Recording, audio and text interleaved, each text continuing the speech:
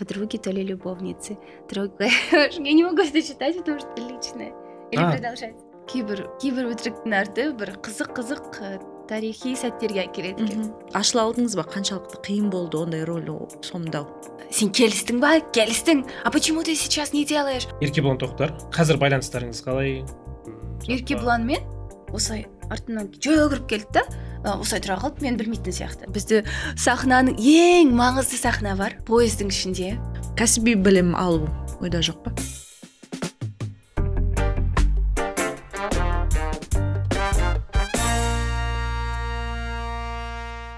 Құрметті көрермен, кезекті подкастымызды бастағалы жатырмыз. Мен есімім Арнат Дүйсен және менің қасымда Даяна Тоқберген. Әдеттегідей, бұл леп подкасты театр, кино және музыка, жалпы қазақ өнері жайында подкаст. Бүгін бізде көп подкастқа келісе бермейтін, көптің қолына түсе бермейтін ерекше актриса Тамирис Жангазинова. Қош келдіңіз. Рахмет, үлкен қош келдіңіз. Көңіл-күй қалай? Көңіл-күй жақсы, ауа райы суық болғанымен, енді қуаныштымын шақырғандарыңызға, қонақ болып келгеніме. Жақсы, енді жақсы сөйлесейік. Бүгін қанша пайызға ашыламыз? Жалпы енді сұрақтарға байланысты. Негізі сізді былай көрермен кино арқылы экраннан көп біледі да, жеке адам ретінде, жеке өміріңіз жайлы, жеке болмысыңызды көп білмейді, сол жағын бүгін ашып көрсек сізді адам ретінде. Иә. Жақсы. Алғашқы сұрақ енді құттықтаймыз. Гипноз фильмі шықты. Бұл қазақ киносына бір жаңаша леп алып келген фильмдердің бірі деп айтсақ болады ғой? Иә. Осы фильм жайында, жанры жайында. Режиссер кім, ұсыныс қалай түсті, кастингке бардыңыз ба деген сияқты. Шынымды айтсам, өте қызық болды. Бұл гипноз жалпы өзі бір гипноз сияқты басталды. Бұл фильмге дайындық, бұл фильмнің алдымнан шығуы. Біз құрбым екеуміз, енді құрбы болғаннан кейін қыдырып бір жаққа шығамыз ғой. Сөйтіп бір әдемі билейтін жерге шыққанбыз. Осылай екеуміз отырмыз, мен макияжсыз осылай, енді кішкене шаршап келдім, түсірілімнен кейін басқа бір түсірілім болған. Екеуміз осылай күліп, ха-ха-ха деп отырмыз. Сосын бізге енді қыздарға береді ғой, осылай коктейль, напиток, бізден деген сияқты ше. Бармен келіп қоя береді біздің алдымызға коктейльдер. Мен ішіп жатқан жоқпын. Айтам бізге безалкогольный, тогда давайте, если вы повторяете. Жарайды дейді, қоя береді. Мен айтам, енді сіз ғашық болып қалдыңыз ба екеуміздің біреуімізге деп айтып тұрмын ғой, енді 5-6 рет ауыстырып берді. Сосын айтады, жоқ мен емес, жарайды деп отырмыз енді. Сосын сол сұрақтан кейін арт жақтан бір дауыс естіледі. Это же я, дейді. Это я угощаю вас, не знаю, там, с наступающими какими-то праздниками, дейді. Жарайды деп осылай артқа бір қарадым. Ол кезде енді болады ғой, бір көңіл-күй болады, бір адаммен танысу. Кейде көңіл-күй болмайды танысуға. Сол бір көңіл-күй жоқ кезде сөйтіп отырдық, енді ана қыз айтады, құрбым, танысайық, бір нәрсе істейік деген сияқты. Мен айтамын, жоқ, керек емес. Ол көңіл-күй сондай болды. Екеуміз әртүрлі болып тұрмыз ғой. Сосын айтамын, енді саған ұнаса танысайық, жарайды дедім. Бір жағына осылай қарайды, енді бізге енді осылай қарап тұр ғой. Арт жақпен осылай мен де қарасам, бізге қарап тұр тесіліп. Не болды десем, неме айналысасыздар, не істеп жүрсіздер бұл жақта, билеуге туған күн, неме істеп жүрсіздер дейді. Мен айтам, жай ғана отырдық, енді құрбым екеуміз билеуге шықтық деп. Сосын айтады, сіз кімсіз дейді. Мен айтам, мен осылай ойланып қалам, енді шындықты айтамын ба, айтпай қойын ба деген сияқты, шын танымай тұр да. Мен айтам, ой, мен театрда жұмыс жасаймын дейді. Қандай театрда дейді. Айтады, мен бір ғана театр білем бұл жерде дейді, себебі менің әпкем ол жақта жұмыс жасаған дейді. Қалай? Жас сахна ма? Жас сахна деген театр. Иә, сол жас сахна деп айтады. Мен айтам, иә, сол жақта жұмыс жасаймын деп айтам. Сосын айтады, онда сіз Гүлназ Балпейсованы білесіз ғой дейді. Мен айтам, иә, білем. Я білем, сөйтіп танысып кеттік. Сосын айтам, бұл жерді бітірдік, енді олар айтады, кеттік, басқа жерге барайық дейді. Мен айтам, жоқ, біз шаршадық, кішкене үйге қайтайық деп. Сөйтіп біраз уақыт өтті. маған қоңырау шалады, Олжас Тартаев айтады, Томирис, бізде осындай жоба, бірақ біз 1 аптадан кейін бастауымыз керек дейді. 1-2 аптада. Осы 1-2 аптада бастап кетеміз дейді. Мен айтамын, қалай 1-2 аптада, егер көркем фильм болса деп. Сосын енді айтады, кездесуге шығайықшы дейді. Жарайды деп кофейняға отырдық.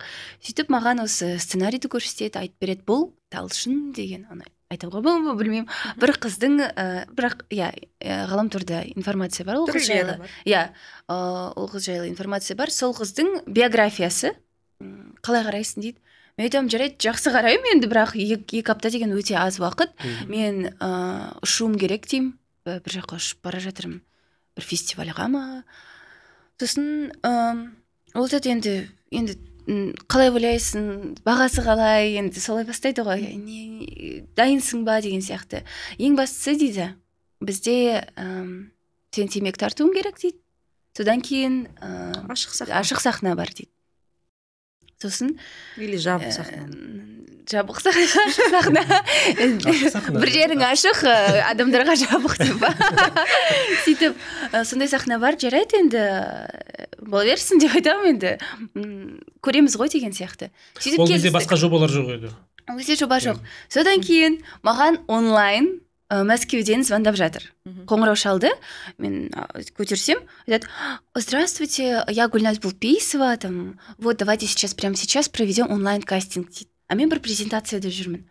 Ол кезде Олжас Баялбаев звондап тұр, Гүлназ Булпейсова, сосын маған енді екеуі қоңырау шалып тұр ғой. Мен айтам, бір жерден естіген сияқтым болады деді. Есімде жоқ. Бір жерден естідім, бір жерден жарайды деп таныса салдым енді. Сөйтіп таныстым, онлайн кастинг маған текст жібереді. Айтады, қазір ойнаңыз дейді. Мен айтып, кешіріңіздер, мен презентацияда жүрмін, мына жер барлығы шулап жатыр, кіре алмаймын деп. Айтады, на что ты готова ради искусства дейді. Я такая, хорошо, давайте деп бір дәретханаға жабылып алдым. Жабылып, енді сыртынан өзі бөлек-бөлек тұрады ғой кейбіреулер. Соған жабылып, тығылып, онлайн кастинг өткіздік. Кәдімгідей текст оқып, маған подача беріп, Ақжол да сол кезде болды. Ақжол, мен, Гүлназ Булпейсова, Олжас Баялбаев.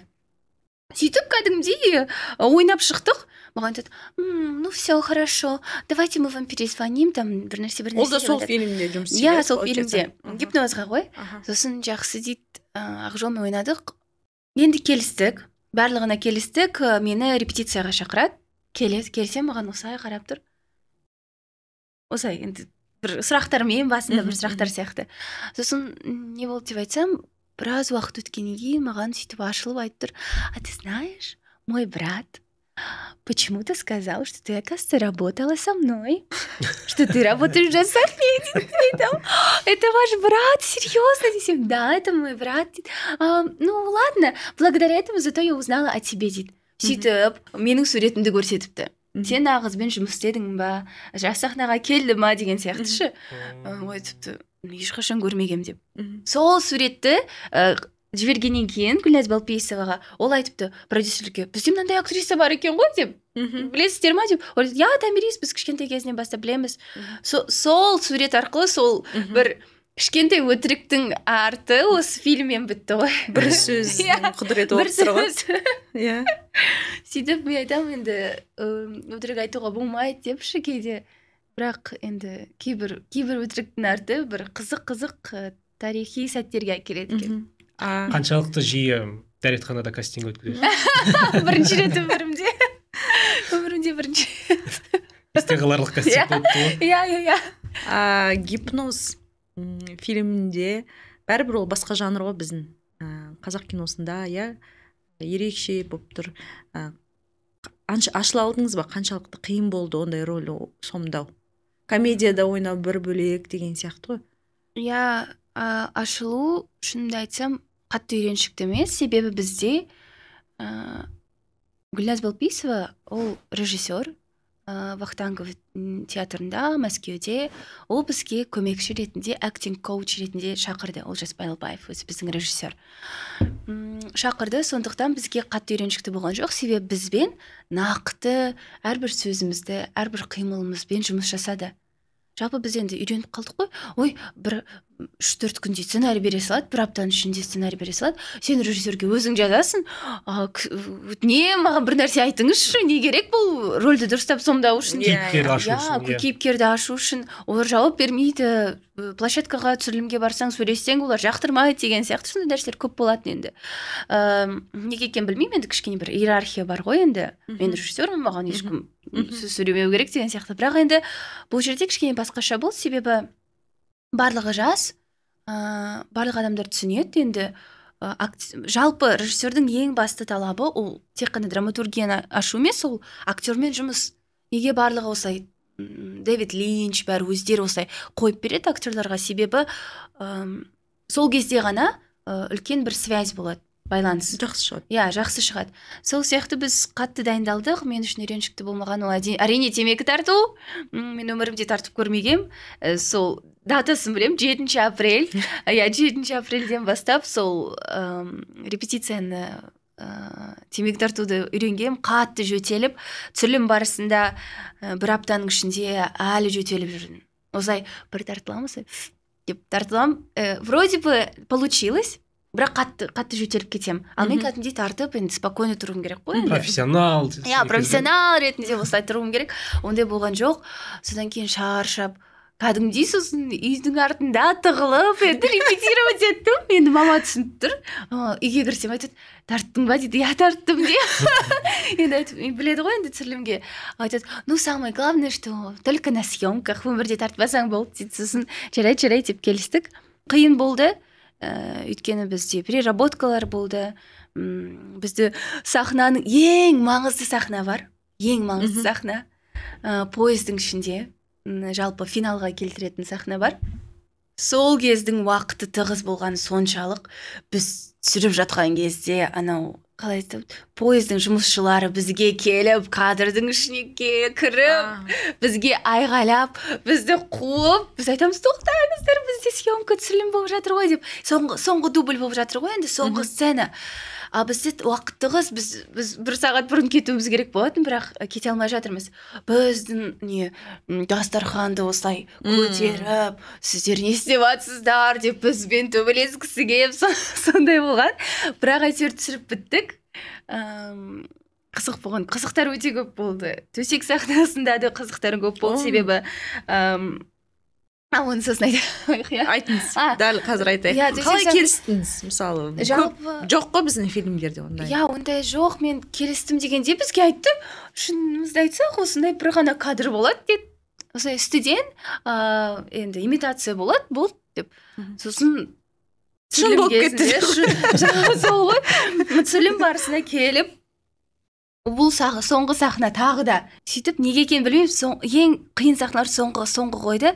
Біз шаршап қалдық, көзіміз кіртиіп кеткен. Энергетик ішті біреуі, кофе ішті.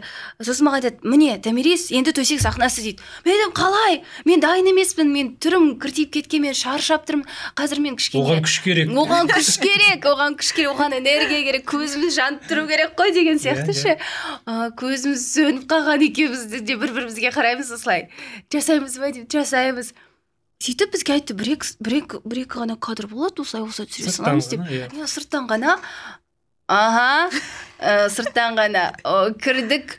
Айтады, сен бірінші осылай шығасың дейді. Сен аяғыңнан бастаймыз дейді. Содан кейін осылай отырасың. Сосын былай істейсің. Мен айтып, айттыңыздар ғой, 2 кадр болады деп. Жоқ, біз қазір істейік, сосын алып тастаймыз дейді. Жарайды деймін, енді үйтіп істемейтін шығар. Ақжол болса, несін брюкин киіп алған осылай отыр, дірілдеп. Мен айтамын, шеш деймін. Енді маған ыңғайсыз деймін. Жоқ, шешпеймін, мына жерінде үлкен белдігі бар. Мен айтамын, Ақжол деп, жыным ұстап тұр ғой енді, тезірек бітіріп тастайықшы деп. Жоқ, мен шешпеймін дейді. Сосын шешпеді ол. Ол шешпеді, мен осылай отырмын. Гүлназ Балписова айтады, сен келістің ба? Келістің. А почему ты сейчас не делаешь? Почему? Что в этом такого просто снять? Чего ты стесняешься? Это же сцена, ты же был уже согласен. Ана жақта басталды мынау нәрсе. Сосын мен осылай отырмын. Сосын түсіріп тастадық. Бір кадр болған жоқ, бірнеше кадр болды, бірнеше дубль болды. Люстраның үстіне шығып алды біздің оператор, сөйтіп неше түрлі кадрмен түсірді. Ол жақта енді қайтса болады. бір ойлайды ғой, бір страсть болды деген сияқты. Енді көбісі ол нәрсеге енді жұмыс ретінде қарайды, бізде жұмыс ретінде қарап жасадық. Негізі бізде осы қазақстандық киноларда көп ондай сахналар жоқ, актрисалар, актерлар келісе бермейтін сияқты. Келісе бермейді, себебі енді себебі өздерінің бір жігіттері болады, әйелдері болады, немесе күйеулері болады, немесе өздерінің принциптері болады, ұстанымдары болады, көп нәрсе. Бірақ мен неге келістім? Себебі бұл нәрсе жалпы отбасыдан басталады ғой. Менің анам қатты қолдайды менің өнерімді. Өнер ретінде қарайды. Сондықтан менде бір короткометражка болған кішкентай кезімде, сол 15-16 жасымда. Ол жерде де темекі тарту керек болатын. Енді ол кезде өтірік істедік, кәдімгідей тартқан жоқпын. Одан кейін ұмытылып қалды тартқаным. Сол кезде бізге осылай, енді мен несовершеннолетний болғаннан кейін анаммен бірге келдім кастингке. Сосын Айдана деген режиссер қыз айтады: "Осылай білесіз ба, темекі тарту керек" деп. "А что в этом такого? Главное, что только в фильме" дейді. Содан кейін енді видите, баланың психологиясы кішкене өзгереді, что фильм это анам, это в фильме. Менің анам мені қолдап тұр. Енді ол нәрсені жасаған үшін мен жаман адам болмаймын. Ол өнер. Сол арқылы енді барлығы айтады: "Ойбай, төсек сахнаға түсіп бір өнер деп айтпай ақ қойшы" деген сияқты ше. Енді ол жалпы картина ғой. Адамның өмірінде барлық нәрсе болады ғой. Неге біз бұл жақтамыз? Енді соның арқасында ғой, ол нәрсеге бір ондай болмау керек деген сияқты. Енді сіз отырсыз ғой бұл әлемде енді. Бұл әлемде отырған соң енді сондай процестің арқасында енді осылай отырмыз деген сияқты. Жалпы Томиристі кішкентай кезінен халық таниды, бәріміз де көріп өстік, білеміз, қатар өстік қой, енді көріп өстік, жалпы білеміз да кішкентайынан. Бірақ Томирис көп фильмдерға түспейді, таңдап түсетін сияқтысыз. Мысалы, кейбір артистер бар ғой, барлық фильмге қатар-қатар шығып кетеді. Оның үстіне мысалы түсірілім әр кезде болғанымен кинотеатрда қатар жүру мүмкін деген сияқты ғой. Енді оларда да қолында тұрған дүние емес қой, бірақ жиі көрінетіндер бар. Сіз жиі көрінбейтін сияқтысыз. Таңдайсыз ба? Әлде ұсынысыз ба? Ұсыныс бір жағынан білесіз ба, таңдау дегенде ол жақты міндетті түрде андай, ой мен мынаған түсем, мынаған түспеймін деген сияқты емес. Енді қатты бір-біріне ұқсап тұрған рөлдер бере берсе, өзің бір түрлі қаласың ғой енді. Қалай сонда? Мен 6 ай бұрын осы рөлді сомдадым, 6 айдан кейін тура сол рөлді сомдаймын. Конечно, можно айтуға, можно же разнообразие добавить, там можно же по-другому, но когда сен тура сол рөлді жалпы да сондай линиямен қайтын оны сомдау кішкене актердің өзіне де қызықсыз. Қызықсыз. Себебі режиссерлер кейбіреулері жұмыс жасағысы келмейді. Сосын сен оның барлық дайын образ. Айтады: "Сен қандай ана фильмде сондай болдың ғой, соны ойнай салшы" дейді. Мен айтамын: "Қалай мен оны ойнай саламын? Это же невозможно, потому что это фильм другой. Бұл телехикая, немесе бұл фильм басқаша" деген сияқты ше. Солай енді сондай таңдау болады. Кейбіреулерінде енді условие деп айтпай қойық. Бізде бір райдер жоқ. Енді көп адамнан естігем, енді осылай таңғы асқа бір круассан съемкамен деген сияқты ше. Бізде бар ма сондай? Бар. Сосын андай мына жақтан кофе ішпеймін, тек қана мынау кофейнядан кофе ішем. Мен мынандай машина алып кетпесін, мынандай ғана машина алып келсін. Мен енді маған бөлек тамақ заказ беріңдер деген сияқты ше. Бір жағынан олай істеуге болады. Әрине істеуге болады, енді өзіңе байланысты ғой, насколько ты себе ценишь деген сияқты. Кейбіреулер айтып жатады, бірақ бір жағынан бір тәтті да, командамен бірге сол тамақты жеу, командамен бірге аш болу, командамен бірге. Сонысымен қызық қой, съемочный процесс. Сен командамен бірге енді бір дыхание сияқты жұмыс жасайсың, сол кезде андай бір не болмайды да, дисбаланс. Әрине енді үлкен бір жобаларға шыққан кезде командада да условия болса, бізде де условия болса, ол жақсы ғой. Бір жағынан енді команданың өздері аш болып тұрса, саған бір осылай әкеп тұрса, өзің біртүрлі боласың ғой. Өзің біртүрлі боласың, себебі қалай мен де сол уақытта келдім, мен де бітірем. Кейбір художниктер болса, кейбір локейшндер болса, олар бізден де кеш кетеді. Олар барлығын техниканың бәрін жинап, заттарды орнына қойып кетеді деген сияқты. Сондықтан бір тыныс сияқты жұмыс жасасаң, ол кезде бір тәттірек бола ма деймін да, білмеймін. Енді болашақта мүмкін енді ондай да болып жатады. Оның үстіне жаңа қасыңыздағы актермен коннект болғанда жақсы ғой. Иә, әрине. Рөлді ашуға. Енді біреуге қатты көңіл бөліп жатса, өзің де біртүрлі болып қаласың. Себебі ондай да болып жатады, сен енді жас қызсың, болады осылай, мына актерға, мына осылайға деген сияқты ше. Сосын ойлайсың енді білмеймін, немен кембіз деген сияқты ше. Енді барлығымыз адамбыз ғой, барлығымыз жұмыс жасап жатырмыз деген сияқты. Соңғы фильмдердің бірі қандай еді? Байдың қызын ал. Иә, байдың қызын ал. Шыққан ба? Байдың қызын ал. Еркебұлан Тоқтармен түстіңіздер. Байдың қызын алам. Жақсы популярный болды сол кино. Пленникке шықты. Жай өмірде де сондайсыз ба? Былайша айтқан кезде өзіңізде сол кинода көрсеттіңіз ба, жоқ әлде ол сондай образ болды ма? Ол жерде еркіндік бар секілді, өз ойы ашық, еркелік бар. Андай аңқаулық бір. Онда еркелік бар, еркіндік бар, себебі үйдің кенжесімін. Бірақ ол фильмде енді кішкене басқашамын. Өйткені байдың қызын алам деген сияқты, ол байдың қызы ғой.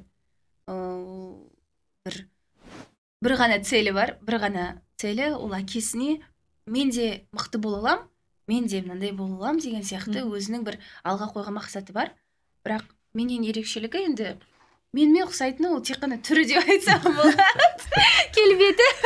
Ал жалпы енді ондай нәрсе жоқ. Біреуге тек қана, как это, чтобы кому-то доказать бір нәрсені істеу деген сияқты ше.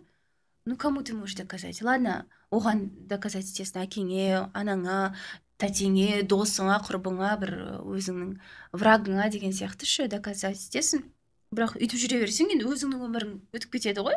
Менің ойымша енді өзің үшін өзің жұмыс жасау керек, өзің қалаған адамға тұрмысқа шығу керек. Ол соңында не істеді ол қыз?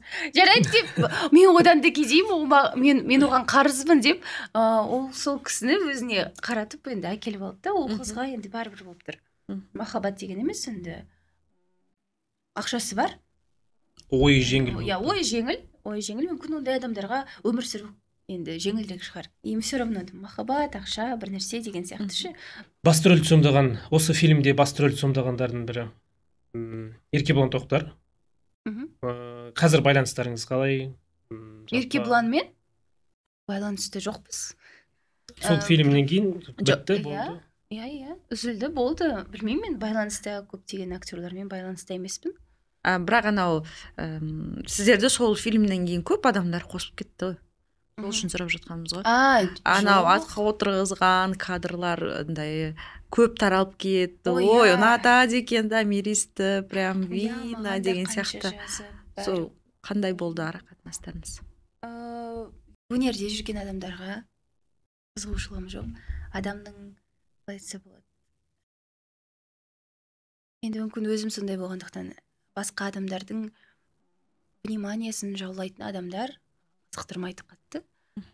Керісінше өзімнің табиғатыма қарама қарсы тыныш, көп ойлайтын, көп оқитын, адамдарға көрінгісі келмейтін сондай адамдар жақын.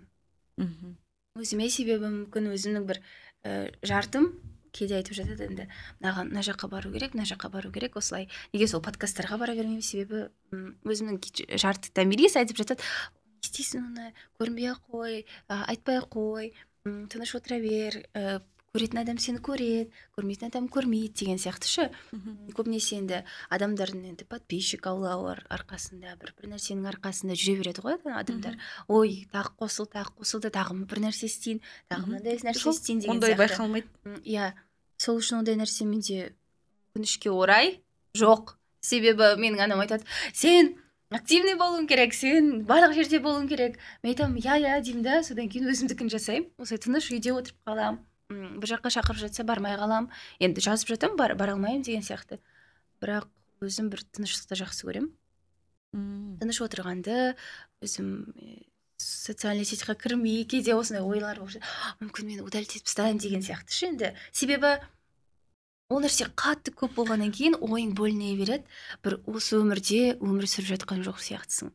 Себебі шынайылық жоқ сияқты. Да, как будто бы ты суперзвезда, как будто бы вот в ТикТоке у меня там тоже 300 с чем-то, в Инстаграм тоже 300 с чем-то, и как будто бы ты суперзвезда. А на самом деле, ну ты же не суперзвезда. Ну как бы ты также живешь, үйге келесің, шаршайсың, ұйықтайсың, тамақ ішесің қарның ашқан кезде.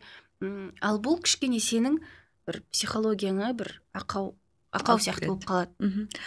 Андай бір адамдардан қорқып қаласың. Бірақ ондай да болып жатады енді. Сталкинг деген сияқты ше. Bir жаққа бір менде мынандай сәт болды. Тағы дәретханамен байланысты. Бір қыздар мені танып қойды да осылай. Мен түсіндім мені танып қойғандарын, осы дәретханаға өтіп кеттім. Енді кешіріңіздер, енді жұмысымды жасайын деп жатқан кезде осылай аяғын көрем. Менің неме осылай жабысып осылай тұр. Енді денесімен есігіме. Сондай нәрселер болып жатады. То есть это же абсурд. Білмеймін, ондай адамдар не жеп өседі, не ішіп өседі. Бірақ сондай нәрселер, сондай кездерде қорқып қаласың. Немесе лифтқа кірер кезде бір еркектердің взглядын байқап қаласың ғой. Жалпы өз түсінесің. Кім сені танып тұрған, кім саған қалай қарап тұрған. Қандай көзқараспен қарағаны. Ол профессиональная деформация, потому что сен актер болғаннан кейін сенде фокусировка чисто на эмоциях адамдардың. Адамдарға қарайсың, түсінесің, не ойлап тұрғанын, немесе артында не тұрғанын. И даже осылай қырымен қарап қалсаң, түсініп тұрасың. Қазір суретке түседі, немесе бір нәрсе сұрайды, немесе андай бір жақсы көріп қалды, немесе бір нөмірімді сұрайды деген сияқты. Тыныш дайындалып тұрасың, осылай артынан жүгіріп келді да, осылай тұра қалды, мен білмейтін сияқты. Сосын есік ашылды, мен осылай оған қарадым, маған қарайды да, осылай тұрып қалды. Күтпеді ғой. Иә, сосын түсінді ғой деймін енді. Айтады, я ваш кумир, я хочу с вами сфотографироваться. Мен айтамын, енді жүгірмесеңізші адамды шошытып деген сияқты ше. Сосын түсті, менімен бірге кірген жоқ лифтқа. Сөйтіп енді кетті өз жұмысымен. Сондай нәрселер жиі болып жатады. Ондай нәрседен енді әрине ол мен сондай бір жертвамын деген сияқты емес. Жалпы ол жұлдыздықпен де осы сені адамдар тануымен, рахметімен, осындай бір тануымен, осындай подкастқа шақырумен қатар ондай нәрседе жүріп тұрады. Жалпы өзінің танымалдықтың плюс мен минусы ғой. Жалпы өз қандай жұмыс таңдайсың, соның да недостатогы бар, керісінше өзінің бір артықшылықтары болады. Жаңа айтып жатсыз ғой, халықтың көпшіліктің вниманиясынан кейде бір алшақтау жүргім келеді деген. Ол өнерге, киноға жастайыңыздан келген әсер емес па? Иә, себебі енді аш болсаң, ондай нәрсеге болады ғой, енді аш адамдар, олар таныла алмай жүрген. Енді оларға оскорбление ретінде емес, енді өнерге келіп жатқан кезде сен жанып тұрасың, энергияң жанып, адамдарға шығу керек, интервью бүкіл жерге беру керек, мынандай істеу керек. Енді кішкентай кезіңнен бастап экранның алдында өскеннен кейін, адамдардың сөздерін естігеннен кейін, біреудің восхищениясы, ол кезден бастап маған ВКонтакте, Одноклассники, Мой мирда жазып жататын, сені танып жатырмыз, мегада жүрсем, андай суретке түсіп деген сияқты. Енді 10 жастағы қызбен суретке, 12 жастағы қызбен суретке түсу деген енді бір нәрсе ғой. Содан кейін мүмкін сол кезде бір тойып қалған шығарсың, немесе қорқып қалған шығарсың деген сияқты. Ол кезде осындай болады енді. Бір жаққа отырсақ, мысалы біреу маған қарап тұрма, қазір тамақ жесем не болады деген сияқты. Кішкентай болсаң да сол ойлап тұрады екенсің. 15-16 жасыңда бір жаққа шықсаң, ой, қазір мен осылай күлсем, маған біреу қарап тұр, ой, мен мына жерде отырсам маған болмайды деген сияқты. Одан кейін ол ойлар көп болғаннан кейін өскен кезде кішкене шаршап қаласың ол ойлардан. Содан кейін үйде отырғың келеді, ондай ойлар көп болмау үшін деген сияқты ғой. Мен байқап отырмын, сіздің анаңызбен байланыс ерекше сияқты. Үйінде анаңыз, бауырларыңыз қанша адамсыздар, әкеңіз бар ма? Әкеңіз туралы көп айтпайтын сияқтысыз. Енді ол отбасы болғаннан кейін өздерімен өздері жүреді. 2 әпкем бар, әкем бар, және анам бар. Жалпы байланыс дегенде айтады ол, қыз көбінесе әкеге жақын деген сияқты. Енді кішкентай кезімде әкеме жақын болдым. Ол кезде мектепке дайындап көмектесетін андай бір массаж жасап деген сияқты, оятуға көмектесіп, мектепке апару. Ал енді үлкен қыз болғаннан кейін, әйел болғаннан кейін, әйелді ғана түсіне алады деп ойлаймын. Жалпы әрине біз енді тұрмыс құрған кезде енді еркекпен енді бәрібір байланыс болу керек, сөйлесу керек, эмоцияңды бөлісу керек. Бірақ неге біз құрбыларға тартыламыз көбінесе, неге біз әйел адамға, анамызға тартыламыз? Себебі біздің табиғатымыз сол кісілер түсінеді. Біздің бір ішкі күйімізді. Ішкі күйік, немесе айта алмайтын нәрсені олар түсініп қояды көзбен. Себебі ол сіздің анаңыз, себебі ол сіздің әпкеңіз деген сияқты. Ал енді әкеміз Асқартау болып жүре береді әрине жанымызда, бірақ анаммен сондай байланыс, себебі ол кісі қатты қолдайды, қатты жақсы көреді, бар жүрегімен, және де қандай адам болмасын, қандай адам болып кетсең де сені қабылдайды. Ал менің анам айтады, сен жұлдызсың, мені Томирис звезда деп жазып қойған. Алғашқы мысалы шыққан сәттен бастап сізді қолдап жатыр, ол анаңыздың амбициясы ма, или сіз қаладыңыз ба? Ол кісі менің жанымда 18 жасыма дейін болды. Себебі неше түрлі нәрселер естіді, киносферада не болатындай бір. Енді ол кезде енді көтеріліп келе жатқан кезде, кішкентай қыз болған кезде сені қорқытып алса, онда сен қайтып келе алмайсың ол нәрсеге. Саған біреу болады ғой, харасмент деген сияқты, біреу бір сөз айтып қалса, біреу бір ұстап қалса, онда ол нәрсені сен, это как необратимость. Сенде уже как бы қалып қалады басыңда, и ол нәрсе опасно деген сияқты ше. Ондай нәрсе менде болған жоқ. Себебі анам жүрді. Мен неге келдім деген сияқты бұл өнерге, себебі 3 жасымда осылай, енді памятімде бар. Көп адам енді өзінің памятінде жоқ қой, енді 1-2 жасы, 3 жасы садикқа барған. Яркий моменттер адам несінде қалады негізі? Сол яркий момент, сол 3 жасымда осы отырғам. 2 жасымда біз ол кезде Алматыда Абая Правда деп аталатын ол кезде, Алтынсарин қазір болды. Сол жерде отырып бір теледидар көріп отырғам. Сол кезде бір қыздар шығады әдемі көйлектермен. Мен осылай істеймін. Деген сияқты ше, бір движение жасаймын. Сосын айтады, түсінбейді ғой енді. Мен айтам, хочу туда деген сияқты. Мен осындай болғым. Ой, мама айтады маған осылай. Сосын апарам дейді. 3-ке толасың, сосын апарам дейді. И сөйтіп істеді ғой. Мен 3-ке толдым. Сол конкурстың нөмірін жазып, Мисс Очаровашка деген нөмірін жазып, сол конкурсқа мені апарады. Сол кезден бастап енді мен кәдімгідей өзімді жұлдыз сезіндім ол конкурста. Садикке келіп, дипломды әкеліп, мені орыс садигі ғой енді, бүкіл орыстың қыздары осылай қарап маған, мен бір көйлекпен келдім, әдейі қызыл көйлекпен. Диплом ұтып алдым деп. Өзі 2004-2005 жылдар ғой. Диплом ұтып алды, осы 3 жасында, 4 жасында деген күркінішті нәрсе ғой. Сосын бізде 6 жасымда енді мектепке баруым керек болды. Бізде прописка болған жоқ. Сосын енді біздің мектептің директоры, 146-шы мектептің директоры Жанна Байғалиқызы отыратын осылай. Сосын мамам келеді. Айтады, бізде прописка жоқ, бірақ қызды алмызшы дейді. Ол айтады, енді кешіріңіздер, біз ала алмаймыз дейді. Пропискаға отыру керек, содан кейін аламыз дейді. Жасы енді ғана 6-ға келеді екен дейді. 5,5-дамын ғой кезде. Айтады, жоқ, бұл қыздың 3 дипломы бар дейді. Бұл қыз 1 сентябрьде сіздердің алдарыңызда билеп береді дейді. Ой, кешіріңіз, қайдағы диплом? Енді 5 жастағы балада айтпай қойыңыз. Мама осылай өзінің сумкасын осылай алады, қояды алдына, 3 дипломды шығарады осылай. Айтады, ал Томирис, билеп берші дейді.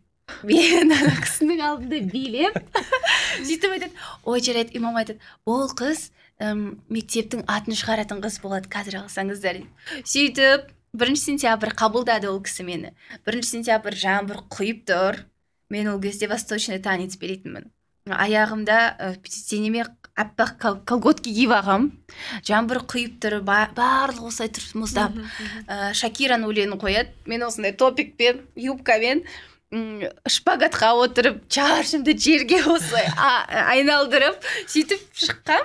Сол кезден бастап енді түсінді ғой, енді болар бала боғынан деп айтады ғой. Сол кезде Жанна Байғалиқызы айтатын, енді көрдік, енді билейтін сөйтіп қабылдағанына өкінген жоқ деп айтқым келеді. Сондай болған. Демек, өнер өзіңіздің таңдауыңыз?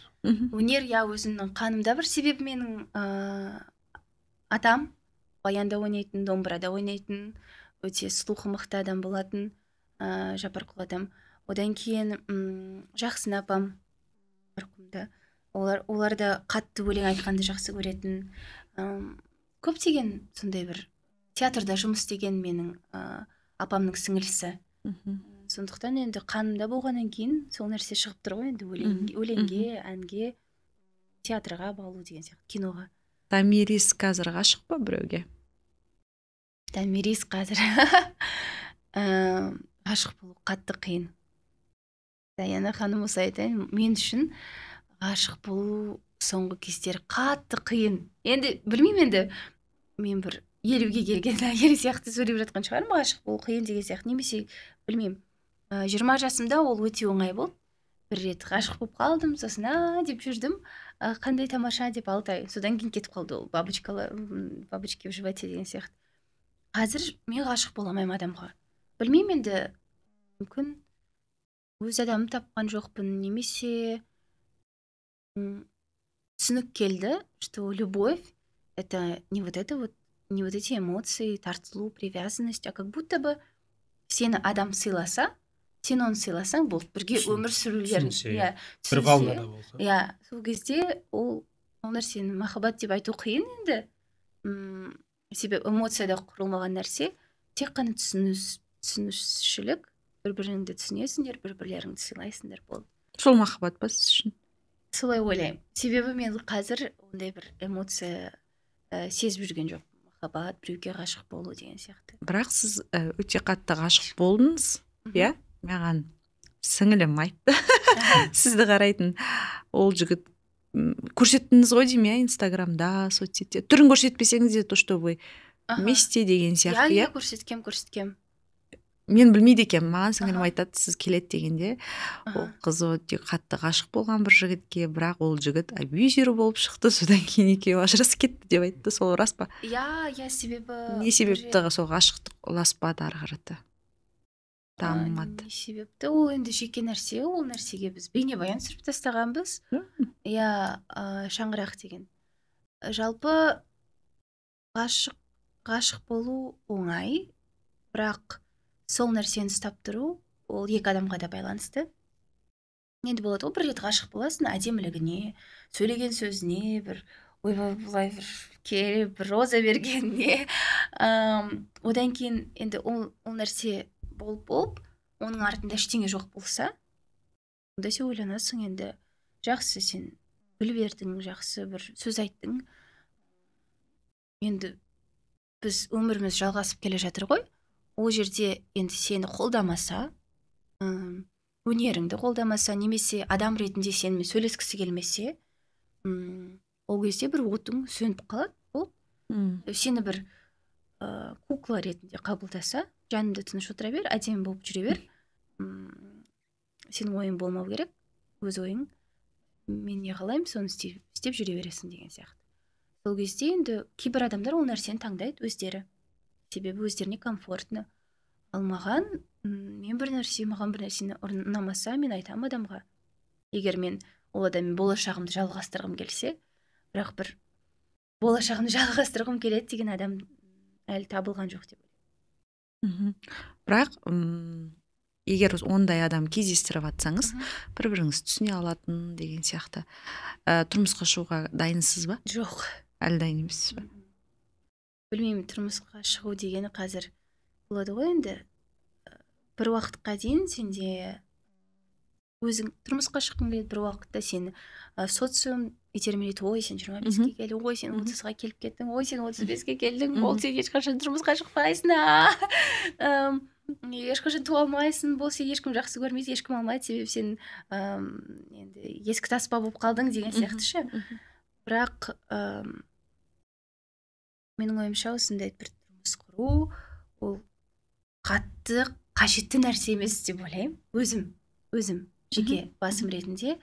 Егер сен бір адамды жақсы көрсең, ол адам бір жаныңда бар екенін сезіп тұрасың, жай ғана жүрекпен сезесіздер, бір-бірлеріңізге келесіздер, сыйластық бар, болды деген сияқты.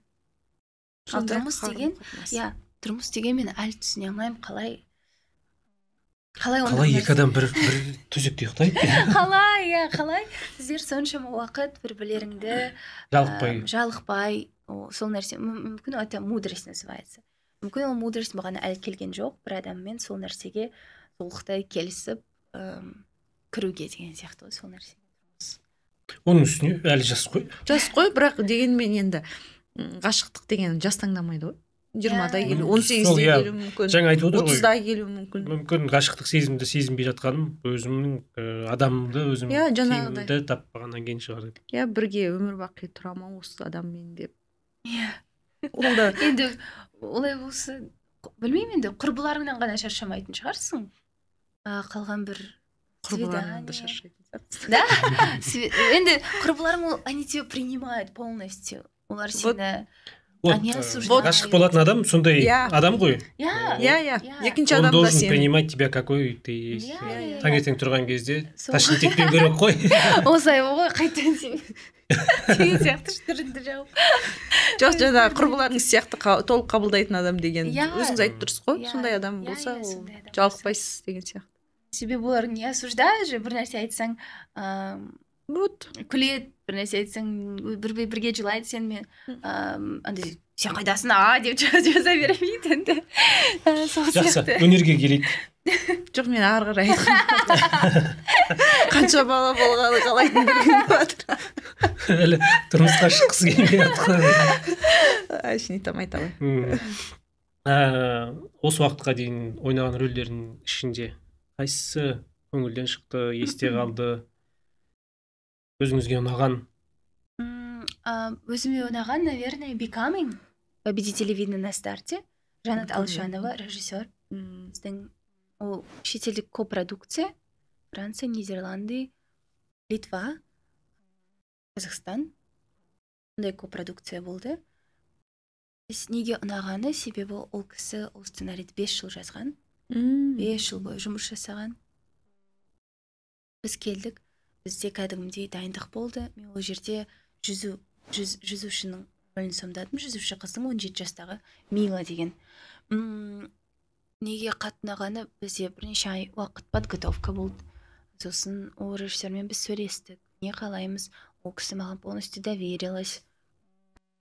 Және түсірілім барысында қатты бізде андай эмоционалды качелялар болған жоқ. Қоса түсіре салайық, мынандай қоса салайық, мынандай істей салайық. Өзгеріс көп болған жоқ. Болған жоқ.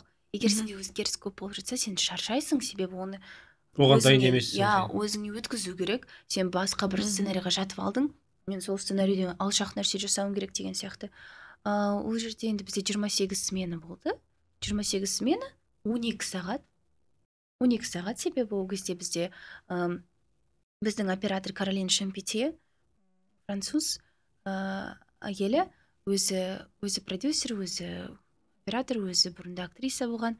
Катрин Денев, Адам Драйвер, Марион Котиар деген сияқты актерлар түсірген. Солармен бірге қатар жұмыс жасаған. Сондықтан сондай бір үлкен жауапкершілікпен қарадым ол рөлге. Қандай рөл болды сонда ол? Мила. Фильм ғой ол? Фильм, көркем фильм. Ол әлі нелерде, фестивальдарда жүр. Біз ол фильммен Лакарнаға барып келдік, Пусанға барып келдік, Эстонияға барып келдік, Таллин. Ол фильм Гоаға барып келді. Енді ол фильм Швецияда шығады, осы қаңтардың соңында. Одан кейін Амстердамға келді. Осы сәуір айында. Неге ол фильм қатты жаныма жақты, себебі дайындық көп болды. Түсірілім барысында өзгеріс болған жоқ. Және де барлығы уақытлы бітті. Сен өзіңді сен бүкіл жаныңды шығарып жатқан сияқты сезінбейсің ол жерде. Әрине, ол кезде қыркүйек айында бәрі тәртіппен болды. Бәрі тәртіппен, суға түсу қиын. Бірақ соның өзінде сен түсінесің, что 12 сағат қана болады бұл нәрсе. Нету такого, что ты на энергосбережении, может, бізде 14 сағат болып кетеді, 16 сағат болып кетеді, сол үшін қатты нетпей қойын деген сияқты. Бізде көп қой қазір. Ол кезде сен түсінесің, 12 сағат на полную ты отдаешься, и 12 сағат өткен кейін сен жиналасың, кетесің, ұйықтайсың. Сондай сияқты. Ондай нәрсе болған кезде енді қуанып, площадкаға келіп, ұйқың қанып жүреді. Кәсіби білім алу ойда жоқ па? Кәсіби білім алу ойда бар, әрине. Қайда? Қайда дегенде, менің ойымша бір өзіңнің адамыңды табуың керек сияқты. Например, Мерлин Монро, Ли Страсберг да был. Сол сияқты өз адамыңды табу ол өте маңызды. Себебі сен қандай бір білім алуға бармасаң да, егер ол сенің жаныңа қатты жақпаса, сен ол нәрсені толықтай қабылдай алмайсың. Саған салып жатады білім, салып жатады, сен айтасың, бітірем, оқыдым ғой, дипломым бар ғой, бір нәрсе болды, істедім деген сияқты. Ал егер сенің сол страстьті сен көріп тұрса ішіңдегі, и ол адамда саған деген жүрегі ашылып тұрса, солай жұмыс жасау, менің ойымша, енді өнер адамы болған кейін өте маңызды. Себебі ол адам сенің успехыңа сенеді, сен ол адам саған шынымен де шын көңілмен беріп жатқанын түсінесің. Ақша үшін емес, ақша беріп тұрсаң да, ақша үшін емес, шын көңілімен. Мысалы, Гүлназ Балқыбаевамен солай жұмыс жасадық. Ол кісі бір бізбен толығымен жұмыс жасады. Андай бір ештеңені ойламай, кім не айтады, кім не қарайды, қалай қарайды десе. Все, сейчас настроились, теперь мы только втроем. Ақжол, мен, Тамирис, да? И сөйтіп бізбен жұмыс. Сондай адамдар табу, ол өте маңызды деп ойлаймын өз өміріңде. Себебі ол кісілермен ғана сен точно чего-то достигнешь, потому что, во-первых, это любовь, махаббаттан шыққан нәрсе, ол жүректен жүрекке жетеді. Сенің ойының, сенің берілуің сол рөлге, сенің білімге берілуің сол нәрсемен шығады. Енді болады ғой, сен балаға кітап бересің, ол білмейді, түсінбейді, сен оқып тастау керек. Оқып тастайды, 120 бет, 200, 300 бет. Бірақ ол кісі өзі ол нәрсеге келмеген үшін, ол нәрсені ұмытып кетеді. Немесе енді оқиды, бірақ қаламай оқиды. Ал егер ол өзі тауып сол адамды, сол поэзияны білмеймін, бір өзімізге стих ұнап қалса, кітап ұнап қалса, өзіміз бітіріп тастаймыз ғой енді. Өзіміз бітіріп, ол нәрсені ойлап жүреміз, себебі бізде беріліп кетеміз сол историяға. Ал осылай саған алдыңа қойып берсе, мына кісі сені үйретеді, осылай істе деген сияқты. Ол кезде бір нәтиже болады енді, бірақ ты понимаешь, что ты сделала, потому что сенің алдыңа қойып берді. Енді қойып берді, жеймін деген сияқты. Ол нәрсені сен өзің жасаған жоқсың. Тамақ жасап, енді соустар добавлять етіп, ол нәрсеге күткен жоқсың. Ол нәрсені өзің күткен жоқсың деген сияқты ше. Шығуын. Сөйтіп ойлаймын. Табылатын шығар ондай адам болашақта. Енді ол даже мақсат емес, ол арман. Ондай адамды табу. Ән айтасыз ба, Тамирис? Анау Инстаграмда соңғы неңізде солай жазып қойып, сен әнді қолға алам деп, әншілікті қолға аласыз ба? Әншілікті қолға алу деген сияқты, енді ол да навык қой. Кішкентай кезімнен келе жатқан, сол 1-ші класста қалай биледім, өлең айттым, киноға түстім. Сол кезден бастап ішімде келе жатқан нәрсе, оны шынымды айтсам, қолға алу, ол кім қалай түсінеді? Кейбір адамдар қолға алу, жай ғана барып студияға өлең жаза салу деген сияқты. Тиктокқа сала салу. Бұл сосын мен әншімін. Кейбір адамдар айтады, ой, мен вокалға баруым керек, одан кейін мына өлеңді жазуым керек, одан кейін. Енді меніңше маған әншілік осылай келеді. Егер көңіл күйім болмаса, немесе біреуге осылай ғашық болып қалсам, немесе біреу көңіліме тиіп қалса, ол стих ретінде келеді. То есть орысша немесе қазақша жазып жатам. Сосын уақыт келгенде ол маған бір адамдар жазып, как-то странно это работает, нету такого, чтобы ой, завтра я пойду записывать трек деген сияқты. Ондай болады, конечно. Это дисциплинированные люди, у которых там ол жерде айтуға болмайды, творчество жоқ деп. Ол жерде дисциплина бар жерде, ол жерде де успех бар, да, так скажем. Потому что сен күнделікті бір нәрсені жасайсың, сосын алдыңа мақсат қоясың, оны орындайсың, дальше кетесің. Ал менде онда дисциплина жоқ әншілікте, себебі ол как волнами келеді. Настроение. Да, как волнами приходит, так и волнами уходит. Ал өлең айту, жалпы, өлең жазу ол бөлек нәрсе, өлең айту бөлек нәрсе. Мен екеуін де жасаймын. Жазам да, айтам да, бірақ өлең айта алам, күнде өлең айта алам. Бірақ өлең күнде жаза алмаймын деген сияқты ғой. Қазір біреуін оқып бере аласыз ба? Авторлық өлеңіңіздің. Бар менде стих, бірақ олар өте қатаң естіледі. Мен бір кісіге арнағанмын. Твои жалкие глаза, которые не могут меня удержать, придумав мой образ в голове, почему тебе плохо. Не похоже на то, что в мечтах, потому что жива. Вижу тебе плохо, вижу тебе хуже. Не могу исправиться, думаешь, и ты права только в этом. Трогаешь меня, страна не понимает нашу связь. То ли подруги, то ли любовницы. Трогаешь... Я не могу это читать, потому что это личное. Демек, өлеңдеріңізде көріп тұр, бір жігітке арналған өлең болып тұр ғой. Бұл Ғашық болмағаныңызбен өмірде жігіттеріңіз араласатын ортаңызда жігіттер аз емес сияқты. жігіт емес бұл. Да? Кімге арналған? Кімге арналған? Ну тут же стройки. То ли подруги, то ли любовницы. Трогаешь бесстыдно даже под столом. Напротив-то твоя мама готовила для меня, жаль не тебя. Говоришь, должна стыдиться, но я ничто. Ничто, которое жаждет твоей любви. Съев твое сердце и мозги, буду плясать на осколках твоего иссохшего тела. Ну, то есть, это девочка. Да, қызға арналған стих. Это не обязательно как бы, что махаббат ретінде, а просто, когда бывает такое, созависимые подруги. Сол нәрсеге арналған нәрсе ғой. Потому что махаббат деген почему-то мы делаем, как будто ол еркек пен әйелдің арасында ғана. Бірақ ол әйел мен әйелдің арасында ол не обязательно андай бір нәрсеге әкелу деген сияқты, бірақ бір адам құрбы ретінде бір адамға көбірек жасау мүмкін, сосын ол кісінің жүрегі ауырып қалады. Неге менің берген жақсылығыма, поддержкама сен дұрыс жауап бермейсің деген сияқты ше. Ожидание. Ол да бір құрбылардың махаббаты деген сияқты ғой. Жақсы. Өте тамаша. Ауыр. Глубокий ойланады екенсіз. Иә, андай стресске түсетін сияқты. Ойланып оқу керек па деген сияқты ше. Мен ана қазақша аударып үлгере алмай тұрмын, тез оқып жатыр да үлгере алмай. Анасы туралы бір нәрсе айтты, жақсы. Любовница деген жерін ғана түсіндім деп қойсайшы. Кімге любовница? Түсінбей жатырмын деп. Жақсы, өте тамаша сұхбат болды. Біраз тақырыпты қозғадық. Келгеніңізге көптен көп рахмет. Рахмет.